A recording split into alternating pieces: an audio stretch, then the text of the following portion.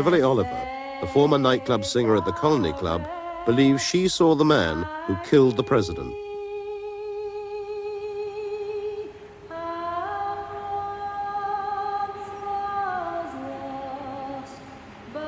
She was in Dealey Plaza on the morning of the assassination. She carried with her a brand new movie camera to film the president as he passed by. For many years she remained unidentified, and because of her distinctive headscarf, was known simply as the Babushka Lady.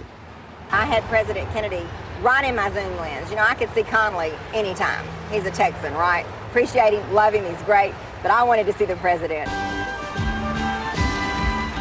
In the carnival atmosphere surrounding the motorcade, there was no indication of the danger lurking seconds away in Dealey Plaza. When I first heard a noise, I was not aware that that was a shot being fired. And maybe perhaps that's why I continued to film, because I thought it was a backfire or a firecracker. I mean, I wasn't used to being around guns. I did not realize that those were shots until I saw in the frame of my camera President Kennedy's head come off, the back of his head. Then I realized that that was a shot. I don't know how many I heard. I know where I thought the shots came from. Was the picket fence area in that, around that large tree somewhere on the other side of those steps, but in the picket fence area. There was a figure there and there was smoke there. I will always believe that the man that shot President Kennedy was standing somewhere in the picket fence area, and no one will ever convince me any differently. Next to Beverly, as she filmed, was eyewitness Charles Brem with his young son. He was swiftly besieged by newsmen. Tell us exactly what you saw, sir. He was coming down the street, and my 5-year-old boy and myself were by ourselves on the grass there on Palmer Street, and I asked Joe to wave to him, and Joe waved, and I waved, and the man... That's all right, sir. You waved. It was frightening. They took me and my 5-year-old boy because we were surrounded by the 2 busloads of people there. They had asked me, how do you know it was rifle shots? Were you ever in the Army? Were you ever? I said, yes, I was not only in the Army, I was in combat, and I pulled up my sleeve and showed them my arm and said that I've had bullet holes in me. So this started the crowd around me. Well, some of the police thought that I was possibly the guilty party, and they took me right to the front door of the school book depository where a police car was parked and put me and little Joe in the police car. Well, an awful lot of the people who were passing by there thought that I had did it, and I was pounding on the car and calling me names that you don't repeat in good company. And there were an awful lot of... You didn't know the cops from the robbers. After the assassination, Beverly was contacted at work by FBI agents who took her undeveloped film and promised to return it within 10 days. She has not seen it since. From the position that I was filming, I had the best shot of the assassination, and probably the only one that had a real good shot of the grassy knoll.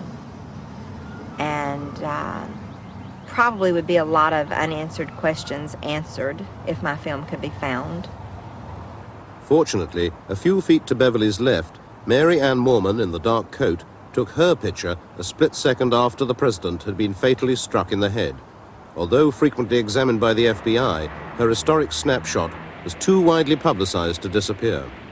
We know that the president's car was in the center. Its dramatic secret, however, has only recently been uncovered. After 5 years of intensive study of the Moorman picture by 2 researchers in Texas, Jack White and Gary Mack, there is at last convincing evidence of a gunman up on the grassy knoll.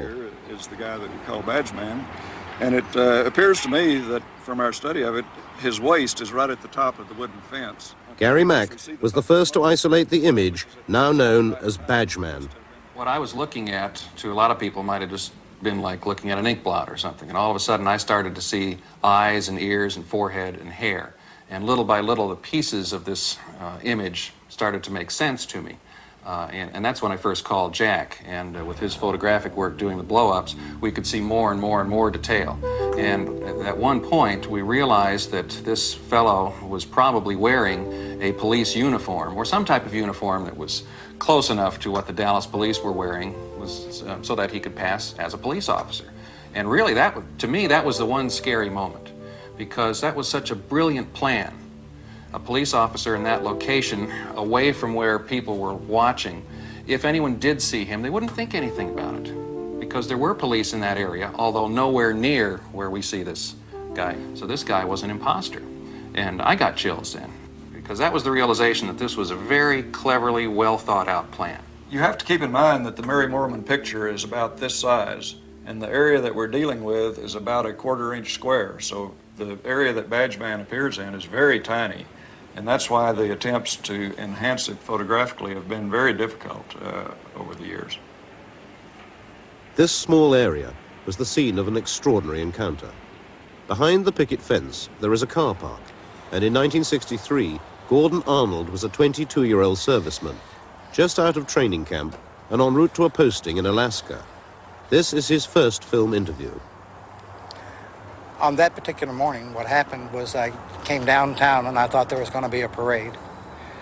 So what I did was I parked my vehicle back here in this parking lot, and I intentionally walked to this particular corner because I wanted to take pictures of the parade off of the railroad bridge. Well, this is about as far as I got, because what happened is when I got my leg to about this position, a man came around the corner off the bridge, had a suit on, and he turned around and he told me that I wasn't going to be there. And I guess I was younger and more spunky at that time, because I told him, you and who else is going to keep me off the bridge? And he pulled out an identification card and he said, I'm with the CIA. And I said, well, that's enough muscle, I'll leave. So I turned around and I brought my leg back over like this. I walked down the fence line here about halfway. And I was looking over the fence to see if I could get a good shot of the parade. And he come back up and he told me, he says, I told you to get out of this area. And I said, okay. So I walked the complete length of the fence, got around on the other side. That's when I started to line up my frame so that I could take the picture of the parade. I had been panning shots through here so that I could get whatever was going to come down the street. And I saw that it was the President of the United States. And as I was panning down this direction, just as I got to about this position, a shot come right past my left ear. And that meant it would have had to have come from this direction. And that's when I fell down. And to me, it seemed like a second shot was at least fired over my head. There's a bunch of report going on in this particular area at that time. And what happened was that while I was laying on the ground, it seemed like a gentleman came from this particular direction. And I thought it was a police officer because he had a uniform of a police officer. But he didn't wear a hat, and he had dirty hands. But it didn't really matter much at that time, because with him crying like he was, and with him shaking when he had the weapon in his hand, I think I'd have gave him almost anything except the camera, because that was my mother's.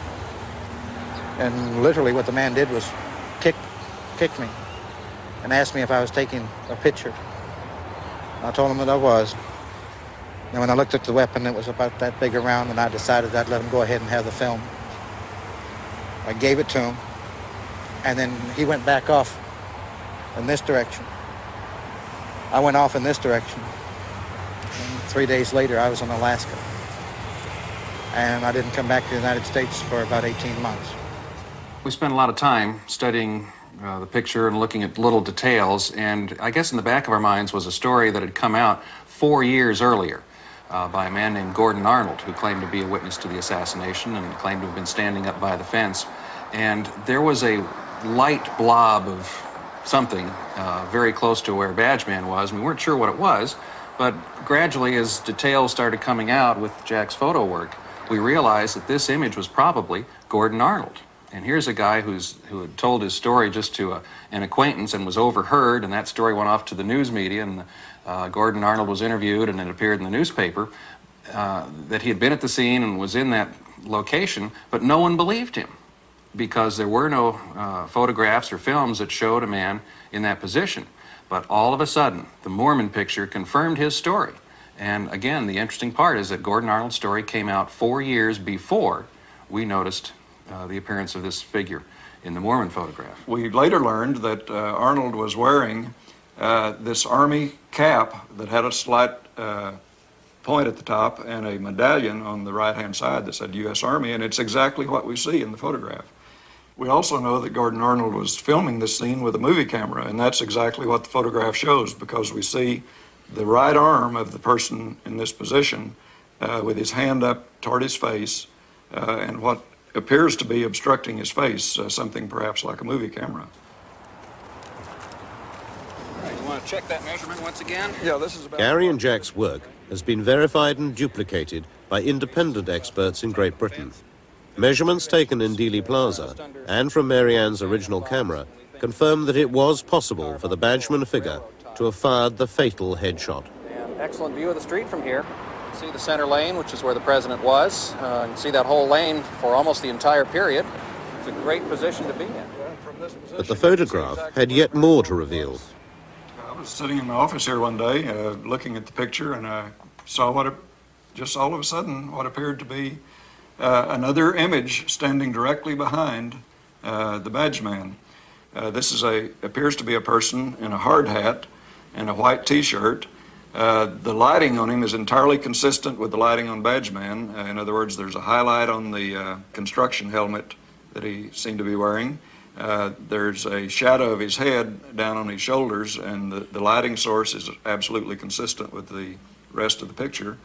He appears to be looking off in the direction of the school book depository. It was important in all this work that we develop somehow some independent corroboration for what we were seeing. And one of the important and yet often neglected witnesses in the Kennedy case is a railroad signalman named Lee Bowers, who was working in a railroad tower behind the picket fence and behind the grassy knoll. And he had a good view of the area where we see these figures. And he testified to the Warren Commission and told them that when Kennedy appeared in Dealey Plaza, there were two men behind the fence that he could see. And these two men were in this one position the whole time before, during, and after the shooting. Lee Bowers died in a mysterious car accident 2.5 years after the assassination. However, his story is confirmed by another eyewitness, Ed Hoffman, a deaf-mute who is interviewed here for the first time. I'd gotten off work early because I had a dentist's appointment.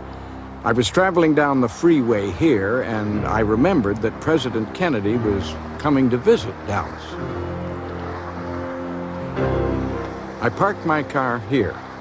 I realized at this spot that I would be able to see Kennedy pass close by. I stood here and waited, and I was looking towards where he would be coming from. I suddenly saw two men who looked suspicious directly over there in the car park.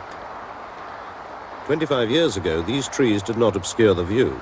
From his position at the side of the freeway, Ed Hoffman could clearly see the car park area behind the grassy knoll. I saw a man standing here, wearing a black hat and a blue jacket. I saw a puff of smoke, and I thought it was a cigarette, but it wasn't. He had a gun, and he walked towards the railroad. He tossed the gun to the second man. Then he turned and straightened his jacket, adjusted his hat, and walked casually away.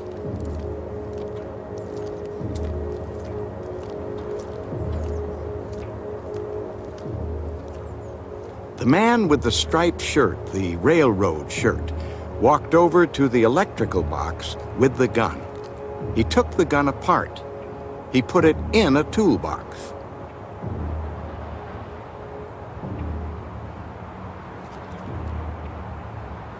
He then walked slowly away in the direction of the railroad track. When the motorcade passed by below me here, I realized that Kennedy had been shot. I was horrified. I saw a policeman standing on the railroad bridge, and I tried to get his attention, but he didn't see me.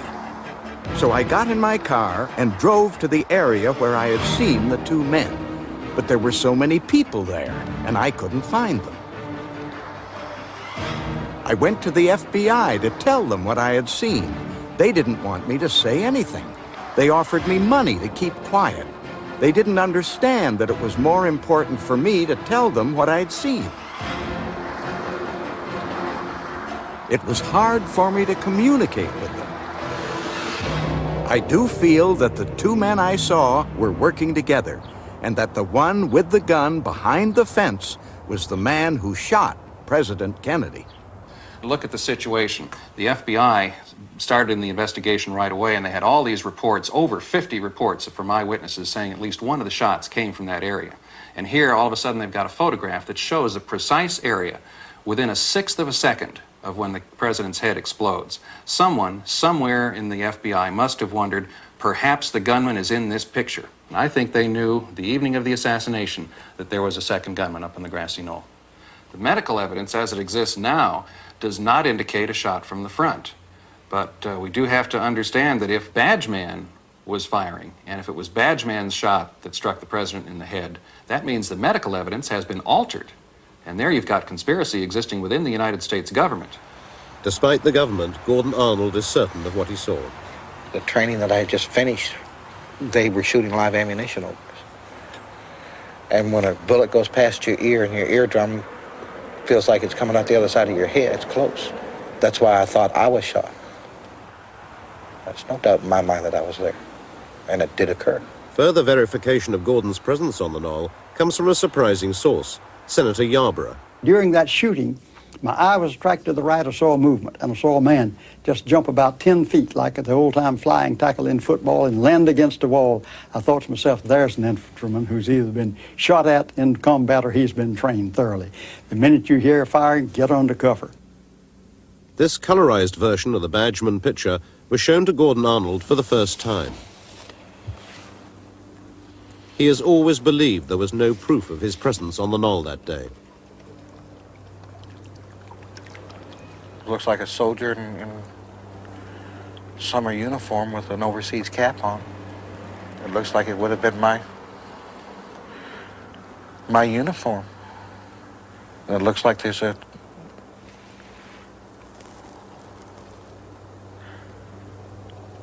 camera. Or there's something up in front of the face.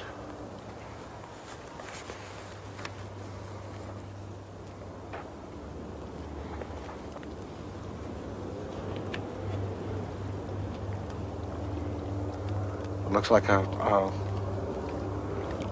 white spot. If it's a flash, it would be like off of a muzzle flash.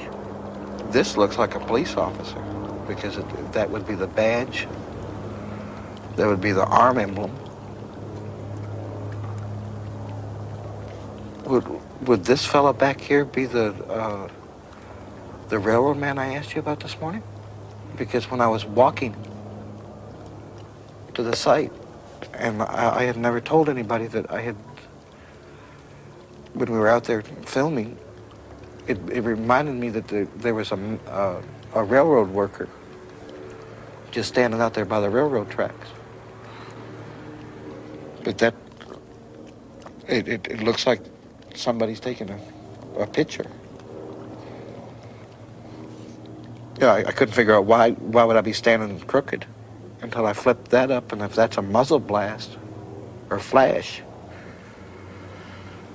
then whoever's standing there would have been a fool to stand up straight. He'd been trying to get away from harm's way is what it boils down to.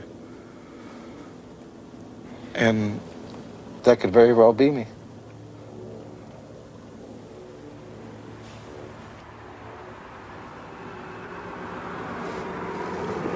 Son of a gun.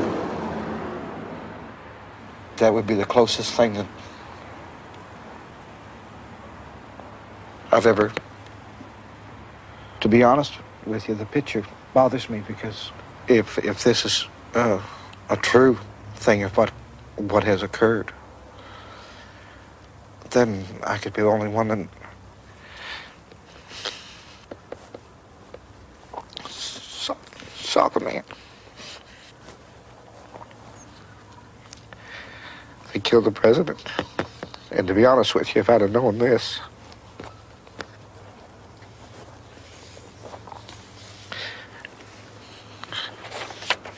I wouldn't have given the interview.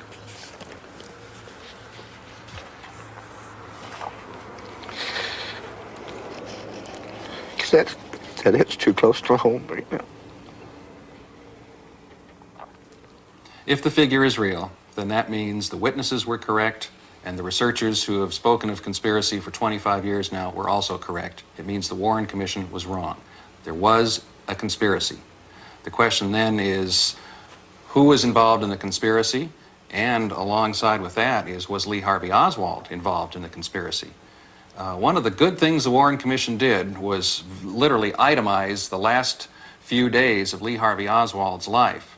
And the problem for the Warren Commission now would become, well, he had no opportunity to be with other people to plan something like this. So we now have to wonder seriously, perhaps for the first time, whether Lee Harvey Oswald even fired any shots. The search for the men who did fire the shots has taken a dramatic step forward due to a painstaking and dangerous investigation by one man, writer Steve Revell. My goal throughout the last 4 years has been to identify the people who actually murdered the President of the United States, build a case against them, and bring them into custody so that they can be questioned. Because it seems to me that the only way we are going to learn the true nature of this conspiracy and identify the people who were ultimately responsible is through them. Writer Steve Revell's lone pursuit of Kennedy's killers began 4 years ago. His first breakthrough came when he was given the name of a French drug smuggler in prison in the United States, who, it was rumored, had some first-hand knowledge of the president's assassination. The initial turning point was the first meeting that I had with the French narcotics trafficker at Leavenworth Penitentiary. His name was Christian David. He had been a member of the old French Connection heroin network. He had then been a leader of the Corsican drug trafficking network in South America, known as the Latin Connection. And he had also been an intelligence agent for a number of intelligence services around the world. In exchange for my help in finding him an attorney to represent him against the possibility of his deportation to France after he finished his sentence at Leavenworth, he agreed to give me a certain amount of information concerning the assassination based upon his own knowledge. The first thing that he told me, very reluctantly, and only after 4 or 5 hours of my arguing with him, was that he was aware that there had been a conspiracy to murder the president. And indeed, in May or June of 1963 in Marseille, he had been offered the contract to kill President Kennedy. That was the initial breakthrough, if you will. He was eventually deported to France. I remained in contact with him. I went to Paris to interview him in 2 prisons in Paris. And in the fear that he would be either committed to an asylum or that he would be convicted of an old murder charge, he gradually gave me additional information about the assassination. His position was that there were 3 killers and that they had been hired on a contract which had been placed with the leader of the Corsican Mafia of Marseille, a man named Antoine Guérini. Guérini, he said, was asked to supply 3 assassins, high-quality, experienced killers, to murder the president, and that Guérini did so. In the course of one of the first significant conversations I had with David on this subject, he told me that he had been in Marseille in May or June of 1963, and that every evening he went to Antoine Guérini's club on the old port of Marseille to meet people who owed him money. One evening, Guérini sent for him, asked him to come to his office, which was above the club. And Guérini told him that he had an important contract, and he asked David if he were interested. David said, who's the contract on? And Guérini said, an American politician. David asked, well, is it a congressman, a senator? And Guérini said, higher than that. La plus haute légume, he said, the highest vegetable. At that point, of course, David knew who he was talking about. David asked him where was the contract to be carried out. And when Guérini said it would be done inside the United States, David refused on the grounds that that was much too dangerous. Now, David initially would only give me the first name of one of the 3 men on the grounds that 2 of the 3 were still alive. And since they were members of this Corsican milieu, which has a code of silence and a code of vendetta, if he named them, he himself would be murdered. However, he did agree to give me the first name of the 3rd man who he said was dead. And that man, he said, was named Lucien. I then spent a great deal of time in Paris and Marseille trying to find out who this Lucien was. And through contacts that I made in the journalistic and police and intelligence communities, I was able to determine that this Lucien was in fact a Corsican drug trafficker and killer of the 1960s and 70s by the name of Lucien Sarti. Sarti had been killed in Mexico City in 1972. I confronted David with the name of Sarti, and he in effect confirmed that that was the man he had referred to. He was an extremely reckless, very daring man, known and despised even by his colleagues for taking enormous chances. But that same recklessness made him one of the most successful contract killers and drug traffickers of his era. Having identified Sarti, Christian David, fearing for his life, refused to name the other two assassins recruited to kill Kennedy. Nonetheless, in successive interviews, he slowly began to reveal how the contract, placed here in Marseille, had been carried out. In the fall of 1963, the three killers were flown from Marseille to Mexico City, where they spent some 3 or 4 weeks at the house of a contact in Mexico City. He said that they were then driven from Mexico City to the U.S. border at Brownsville, Texas. They crossed the border using Italian passports. He said that they were picked up on the American side of the border at Brownsville by a representative of the Chicago Mafia, with whom they conversed in Italian. They were then driven to Dallas and put up in a safe house which had been prepared for them so as not to leave any hotel records. He said that they spent several days taking photographs of Dealey Plaza, and in the evenings at the safe house they studied the photographs and they arranged what he called a crossfire with 3 guns. On the question of the actual murder, he was reasonably specific that 2 of the assassins were in buildings behind the president's limousine. He did not know which buildings. However, he did specify that one was high and one was low. In fact, he said presque sur l'horizontale, almost on the horizontal. And he went on to add, you can't understand the wounds unless you understand that one of the men was almost on the horizontal. Now, in a separate conversation with David, I asked him, based upon what I knew about Sarti's penchant for changing his appearance, whether Sarti had ever said anything to him about having worn a disguise. And David said, "What do you mean by a disguise?" I asked him, did Sarti ever indicate that he wore clothing other than he normally would have worn? And David thought about it for a moment and said, he wore a uniform. I asked him what kind of uniform, and he refused to answer. But he did add that on jobs like this, they were always in disguise. He said if, for example, there were a military post nearby, they would dress in military uniforms. He said that there were 4 shots. The first shot was fired from the rear, struck the president in the back. The second shot was also fired from the rear, and as David said, hit the other man in the car. The third shot was fired by Sarti from the front, struck the president in the head. And the fourth shot was fired from the rear and missed the automobile entirely. So his scenario, as he claims to have learned it from the gunman, was 3 guns, 4 shots, 3 hits, 1 miss. He also added at one point that 2 of the shots were fired almost simultaneously. He said that in the moment of panic, which always follows an incident of this kind, they were able to get away from Dealey Plaza and go back to the safe house. Now, he made the specific point that the worst thing that you can do at a moment like that is to try to escape. And so they stayed in their safe house for some 10 days until things quieted down sufficiently, and then they were flown by a private plane from Dallas to Montreal. He said that the people who met them in Montreal were established contacts who were used to moving people in and out of the country, and that from Montreal they returned to Marseille. Now, having told me all of this, I presented to him the obvious problem, which was his personal lack of credibility. And I asked him, was there anybody in the world who could substantiate this story? And it was at that point, after thinking about it for a minute, that he advised me to go and look for a man named Michel. Michel Nicolai could have been anywhere in the world. A former narcotics trafficker turned government informant, he had become a United States federally protected witness and had officially disappeared. I searched for him in Europe, North America, Central America, and South America. I traveled many thousands of miles, spoke to hundreds and hundreds of people. I was given a lot of false leads. I took out coded ads in newspapers all over the world addressed to him using language that he would understand. And finally, in June of 1986, I, almost by accident, found the one person in the U.S. government who knew where he was, who was a very high official of the Drug Enforcement Administration. I was able to persuade this man to put me in touch with him without telling him why I wanted to talk to Michel, and he agreed to do so. My DEA contact at one point said to me that in the 30 years that he had been in the business, Michel was the best witness he'd ever had. He had never given the government false or misleading information, and if he said something was true, as my friend said, you could go to the bank on it.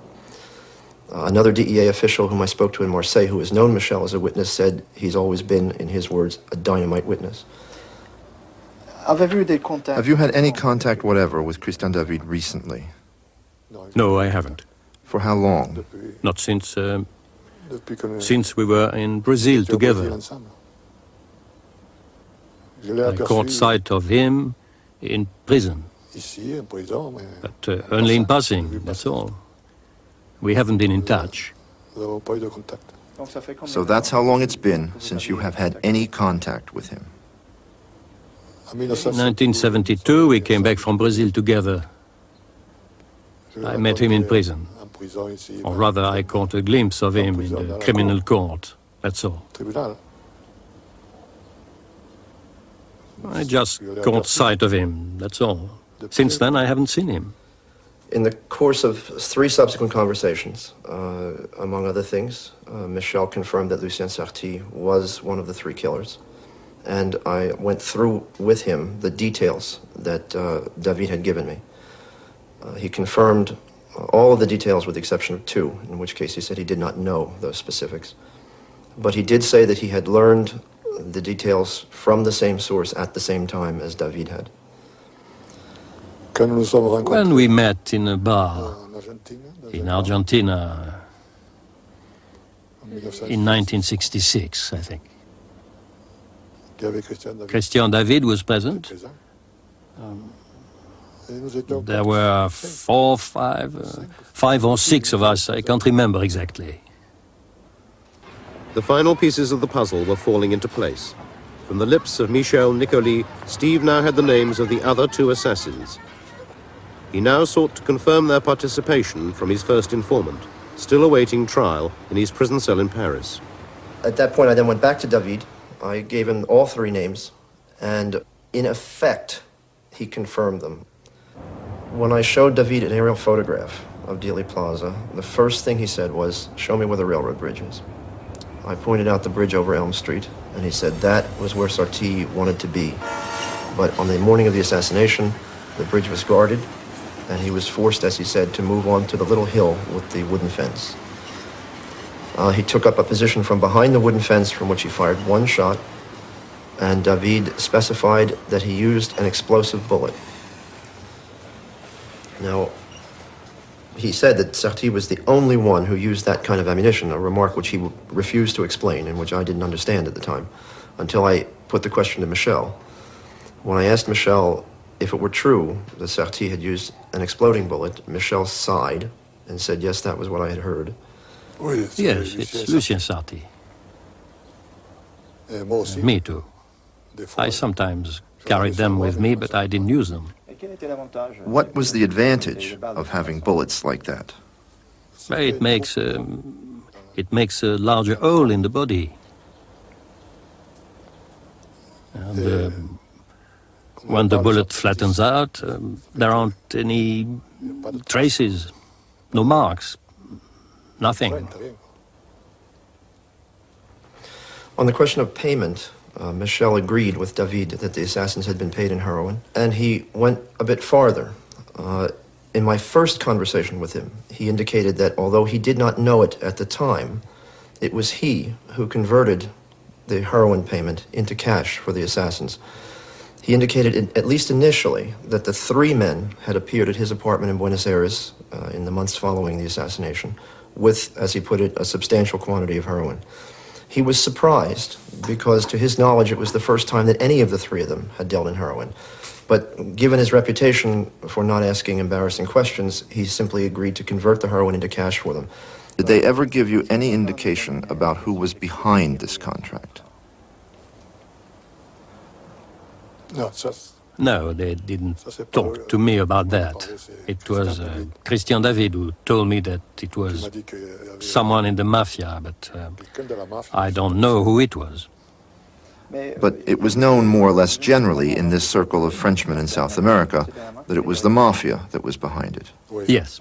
My own conviction at this point is that the contract probably originated with Carlos Marcello of New Orleans, who placed it in Marseille through his colleague Santos Traficante Jr., who had the closest relations with Antoine Guérini. Beyond that, it seems reasonable that Giancana of Chicago was involved, if we accept David and Michel's idea that the assassins were met at the border by representatives of the Chicago Mafia. And the fact that Sarti's customers were primarily in New York, and the fact that the assassins evidently moved out of the United States through the Montreal corridor, which was very closely linked to the New York Mafia, also suggests that Gambino may have been involved. In your view, why would they go so far to find assassins for such a job? In my opinion, to obliterate any traces, to fool the government. Yes, it's more difficult to find foreign killers. It's more difficult, in my view.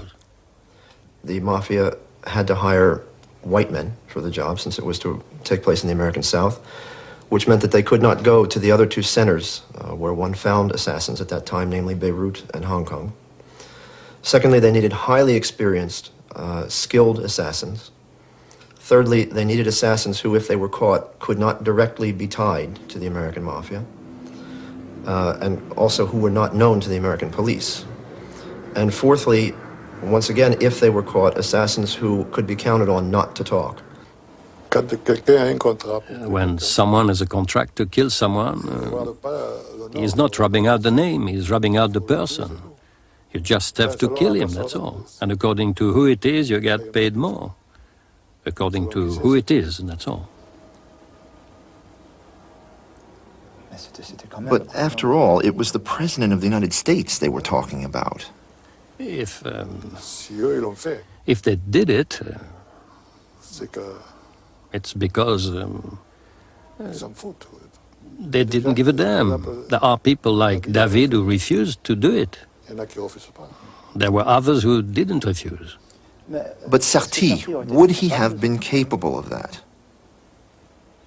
Oh, yes. As a killer, he's capable of anything. It's not a question of sentiment. No sentiment with him. I couldn't pursue the matter much farther on my own. And to this point, I had been working on it for 3 years, essentially on my own. It was clear that at this point I was going to need some sort of official assistance. And so I decided to confide what I knew in the DEA official who had put me in touch with Michel. Based upon what Michel had said and his own inquiries, the DEA official decided that the matter ought to be handled in an official fashion. The first step was that he and I together went to interview Michel. And to my enormous relief, Michel repeated essentially the same story he had told me in front of the DEA official. At that point, I, in effect, had engaged some official interest on the part of the government in my inquiries. The DEA official then felt that it was necessary to make the FBI aware of what it was we had learned, since the case was not in DEA's jurisdiction, but was still in the FBI's jurisdiction. The essence of what I learned was turned over to the FBI by the DEA in 1987. An official of the FBI then interviewed Michel Nicolí and indicated that he was persuaded by Nicolí's statement. I assumed at that point that given the testimony by credible witnesses, the government would then move toward the indictment and the arrest of the people who had been named. So far as I can tell, since then, nothing has happened. Subsequent to that, I was able to learn from Christian David and other sources that the man who was in charge of the logistics and the organization of this plot was another Marseille gangster, a very important figure, was based here in Marseille for many years, named Paul Mondoloni, who was for many years the liaison between the Guérinis at their headquarters here on the Old Port and the U.S. Mafia, specifically Santos Traficante. They established that liaison in Havana when Mondoloni ran the Corsican casinos there, and it was sustained later when the Corsicans were thrown out by Castro and they were forced to move to Montreal and establish a heroin smuggling outpost there. Mondoloni would have been the ideal person to have organized and carried out this plot. The feeling on the part of the officials, both the DEA and FBI, however, was that before we could go to a grand jury, we would need two witnesses. We had potentially Michel Nicoly. They felt we would also have to have Christian David. However, Christian David has steadfastly refused to testify on this case until he is freed from jail. He obviously fears for his life. Now, all this is very frustrating. I mean, it's a very intolerable state of affairs because the men who murdered the President of the United States have been named by witnesses who even the government considers are credible. We have people we can put our hands on, people we can arrest, and nothing is being done about it. And yet until they're arrested and interrogated, and the truth comes from their own lips, if they are in fact guilty, we may never know the resolution of this mystery. We may never have the truth about this matter. And that's a situation that I personally find intolerable. Christian David is still in Paris on the old murder charge, the shooting of a French policeman in 1966. He vehemently protests his innocence. His defense lawyer, Henri Jérémy, has great faith in the credibility of his client and his extensive inside knowledge of the criminal underworld. David is not anybody. He's a serious man. And American authorities knows that David is a serious man. David has been a long time in jail during his life, but anyway, he has made a lot of things during his life. Then when David says something, it's serious. But David has always been extremely reluctant to impart any details of what he knows about the killing of Kennedy, even to his own lawyer. I said, yes, I know certain things. Could you tell me those things? I asked him. He told me, no, I'll talk when I'll be free. Yes, but he told me, I can, if you want, write to you what I know. I said, all right. And then he wrote to me a letter, a closed letter. And on this letter, it's written, cette lettre doit être gardée en dépôt par mon avocat jusqu'à ce que j'aie retrouvé ma liberté. Elle ne peut pas être ouverte sans mon autorisation. That letter must be kept in deposit by my lawyer until I am free. It's impossible to open it without my authorization. There is two signatures, Christian David, Christian David. I think there is in this envelope details important to find murderers, because I think there were murderers, and not only one murderer.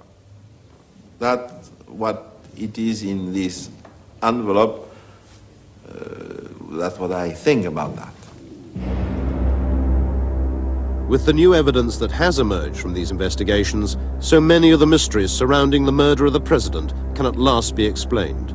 Not least of all, the manipulation of the medical evidence to conceal the devastating effects of the dum-dum bullet fired from the right front by Lucien Sarti. The use of such a distinctive missile and its trajectory would have been immediately apparent at a normal autopsy, as Dr. Cyril Wecht explains. A frangible bullet is one that is constructed to literally break apart upon impact. Some people call it an exploding missile, some people call it a dum-dum, but they're not quite the same. I think the more correct technical word would be a frangible bullet.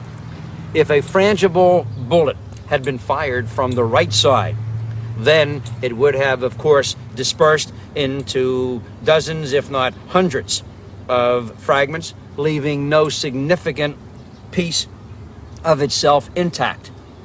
There were many small pieces of metal that were never subjected to neutron activation analysis testing.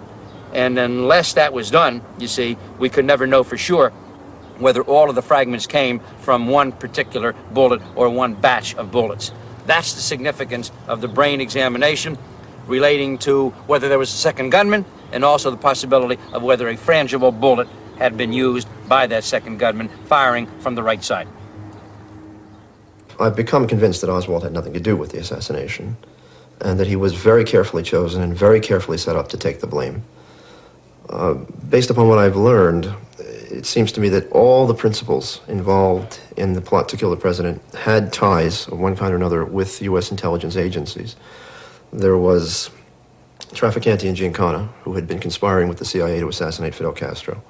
Antoine Guérini, who had had a relationship with both the OSS and the CIA dating from 1943. And there was Oswald, whom I'm satisfied had been used as a low-level intelligence operative. So even though I don't think that the CIA, for example, had anything directly to do with the assassination, on the day after the assassination, they found themselves in a horribly compromised position. A position in which they could very easily have been blackmailed by the plotters into covering up whatever they knew about the assassination. But the Mafia could hardly have acted alone, given the intricacy of the assassination plot and the strength of the cover-up for 25 years. Colonel Fletcher Prouty was Chief of Special Operations of the Joint Chiefs of Staff during Kennedy's presidency. He believes even more powerful forces were ultimately responsible. I think without any question, it's what we called the use of hired gunmen. And this isn't new.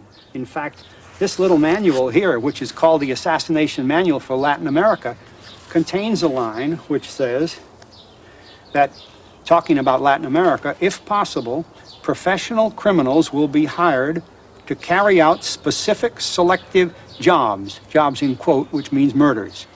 Well, if this manual for Latin America, printed within the last few years, and a government manual, says that, there's no question but what the application of the same techniques was dated back in Kennedy's time. In fact, I know that from my own experience. You know, I was in that business in those days.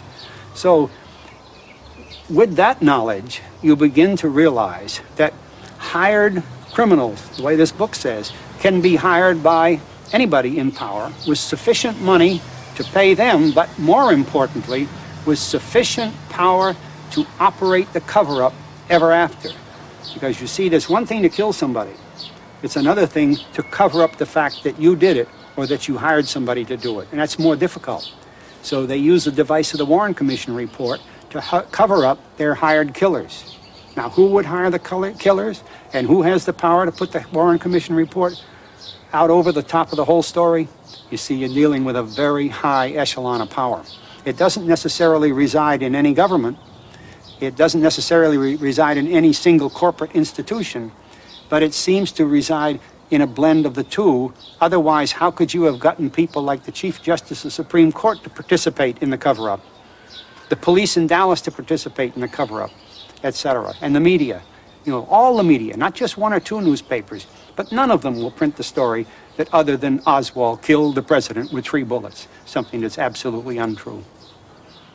I think it's extremely important for the American people to know that there can be the overthrow of a government, that there can be a coup d'etat in America, that in fact did happen through the assassination of President Kennedy.